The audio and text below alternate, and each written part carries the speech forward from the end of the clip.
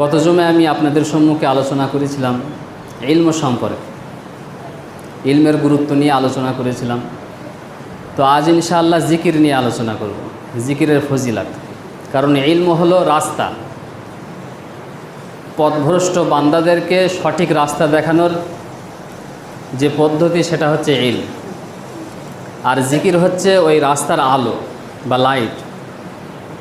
যেমনভাবে পথ চলার রাস্তায় যদি আপনার অন্ধকার নেমে আসে, পথ চলতে চলতে যদি আপনার অন্ধকার নেমে আসে, তাহলে আর আপনার কাছে যদি লাইট না থাকে, যদি টর্চ যদি না থাকে, তাহলে আপনার পায়ে কাঁটা ঢুকে যেতে পারে, পেরেক ঢুকে যেতে পারে, কাঁচের টুকরা ঢুকে যেতে পারে, আপনি হোঁচট খেয়ে পড়ে যেতে পারে, অথবা আপনি ওই গভীর অন্ধকারে আপনি পথ ভুল করতে পারেন।